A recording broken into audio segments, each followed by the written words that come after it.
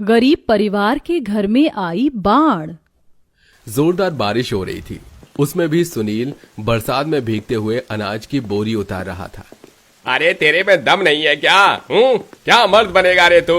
देखियो जरा, तेरे साथ के बाकी मजदूर 50 किलो अनाज की बोरियां एक बार में उठाकर गोदाम में पटक रहे हैं और तू कछुए की तरह ढीला काम कर रहा है। बेटा, आज तो तेरी पगार काट दूंगा।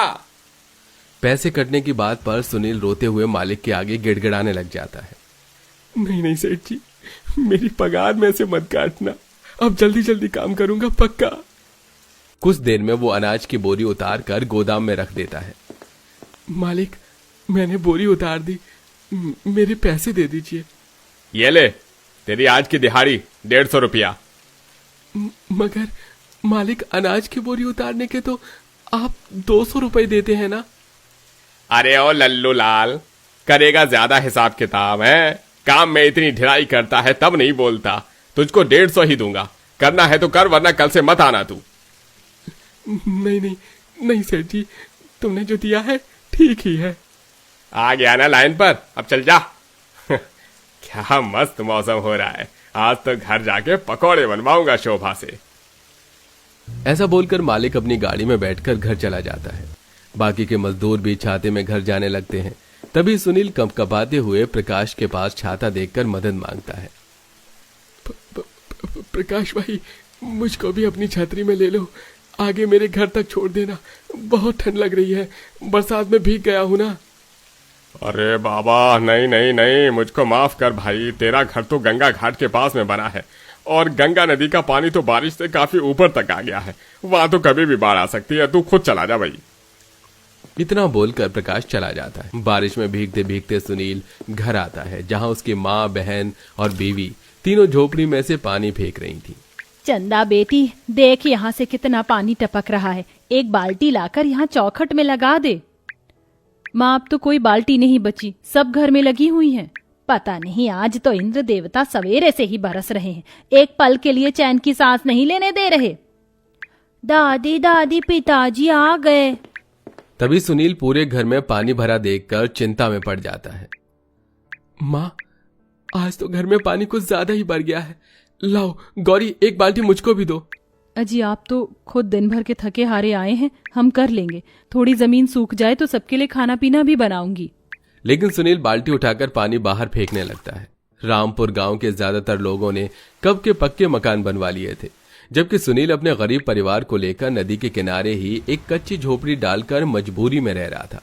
सर्दी और गर्मी के मौसम में तो नदी के पानी का जलस्तर कम रहता था, लेकिन बरसात के मौसम में बाढ़ की परिस्थिति पैदा हो जाती थी। लगभग कई घंटों की मूसलाधार बरसात के बाद बारिश रुकती है। जा बहू, देख अनाज बचा है बनाने को या बरसात में वो भी भीग गया। नहीं माँ जी, मैंने राशन ऊंचे में रख दिया था। मैं सबके लिए रोटी पानी का प्रबंध करती हूँ, सभी को भूख लगी होगी। पूरा परिवार साथ बैठकर रूखा सूखा खाता है। तभी छत में से मिट्टी गिरकर सबकी थाली में आ जाती है, जिस पर दोनों बच्चे रोने लगते हैं। माँ, हमारे खाने में तो मिट्टी पड़ गई, अब हम क्या खाएंगे? माँ, दूसरी रोटी दे दो ना। बच्चों, और रोटी नहीं है, बस यही है। मैं मिट्टी झाड़ देती हूँ, फिर खा लेना। पूरा परिवार दुख में किसी तरह मन मारकर उसी मिट्टी लगी रोटी को खाता है, जबकि अमीर लोग अपने पक्के मकानों में पकौड़े खाते हैं और मॉनसून के सुहावने मौसम की खुशी मनाते हैं। ऐसे ही दिन गुजरते हैं और अब लगातार घर में पानी भरने के चलते घर की कच्ची मिट्टी की बनी दीवारों में सीलन भर गई थी और कच्ची होने लगी थी। भैया, अब हमको अपना घर भी पक्का बनवा लेना चाहिए। देखिए, पूरी की पूरी दीवार कच्ची हो गई है, अब तो छत भी इतनी ज्यादा टपक रही है। कहाँ से लाऊं पक्का घर बनवाने के लिए पैसे? अरे ना तो मैं अमीर हूँ, ना तेरे गरीब भाई की इतनी तगड़ी मोटी कमाई है कि पक्का मकान बनवा लूं। एक यही जगह है जहां अब रह रहे हैं हम। अरे कोई बात नहीं सुनील बेटा, अरे कुछ नहीं होगा, 2-4 महीनों की तो बरसातें हैं, ये टाइम कट जाएगा। ऐसा बोलकर पूरा गरीब परिवार एक दूसरे को हिम्मत देता है, लेकिन हर दिन उन्हें बारिश के कहर का दुख उठाना पड़ता रहा। जहां वो दिन भर पानी साफ करते तो वहीं रात में भी सो नहीं पाते थे। बेचारे गरीब परिवार वालों का दिन रात जैसे बरसात का पानी साफ करने में बीत जाता है। एक दिन गौरी नदी पर पानी भरने आती है तो पानी का जलस्तर काफी ज्यादा बढ़ा देखकर वो डर जाती है। हे भगवान, नदी का पानी तो उफान पर आ गया है, अब हम कहाँ जाएंगे? यही सोचकर पूरा परिवार परेशान होने लगता है और रात में सब बातचीत करते हैं। जी आप कैसे भी करके अपने मालिक से पैसे ले आओ, घर पक्का नहीं हुआ तो हम सबको फिर से दर दर की ठोकर खानी पड़ेगी। ठीक है गौरी, मैं कल मालिक से पैसे मांग कर देखता हूँ। अगले दिन सुनील अपने मालिक के पास आकर पैसे मांगता है। सेठ जी, मुझे पैसों की जरूरत है। मेरा घर बहुत ही कच्चा हो गया है, उसे पक्का करवाना बहुत ज्यादा जरूरी है, वरना मेरे परिवार पर बड़ी दुख मुसीबत पड़ जाएगी। अरे तो इसमें मैं क्या करूं भाई, मेरे पास थोड़े पैसे का पेड़ लगा है, मैं नहीं मदद कर सकता। दुख की उस स्थिति में सुनील का मालिक भी उससे आंखें फेर लेता है। निराश हताश होकर सुनील आंखों में आंसू लिए घर लौटता है।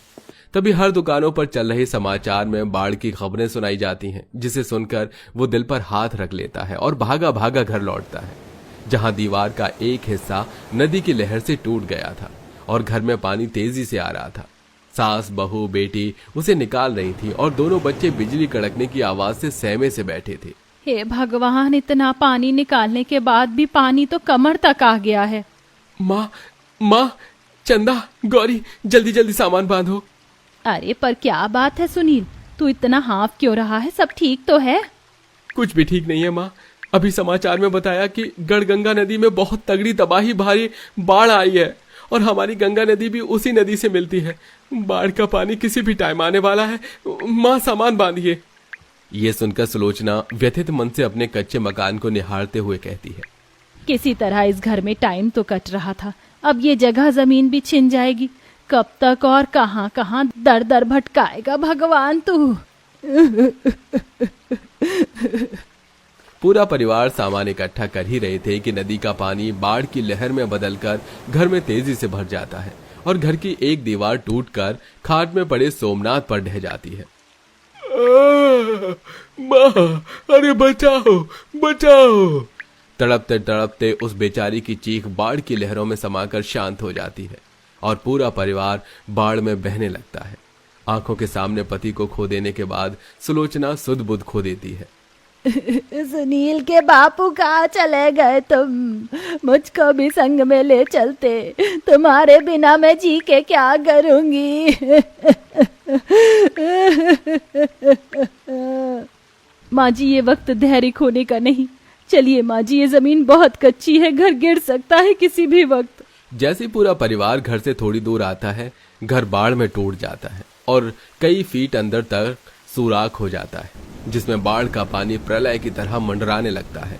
बाढ़ का ऐसा दहशत भरा नजारा देखकर सभी का दिल दहल जाता है। तभी बाढ़ के तेज लहर में मोहित का हाथ छूट जाता है। बिजली जोर जोर की कड़क रही थी। माँ, पिताजी, मुझको बचाओ बचाओ। हे भगवान, मेरे लाल को बचाओ, रक्षा करो। अजी, मेरे मोहित को बचाओ, अगर उसे कुछ हो गया तो मैं जिंदा नहीं रहूंगी। मैं मोहित को कुछ नहीं होने दूंगा। गौरी, चंदा, आहिस्ता आहिस्ता आगे आओ। सुनील पानी में बहते हुए बढ़ता जाता है। आकाश के पंछी भी बाढ़ के कहर में कोलाहल मचा रहे थे। पेड़ टूट टूट कर गिर रहे थे। बारिश का कहर जैसे संकट बनकर उन गरीबों पर आन पड़ा था। लगातार तूफानों और बारिशों से लड़ते हुए उन सब का शरीर निर्बल हो चुका था। हम में से कोई नहीं बचेगा, हम सब गंगा मैया में मिल जाएंगे बहू, हम नहीं बचेंगे। माँ जी, हिम्मत रखिए, हम बच जाएंगे। तभी एक हवाई जहाज आसमान में उड़ता दिखता है जो उनकी तरफ आ रहा था।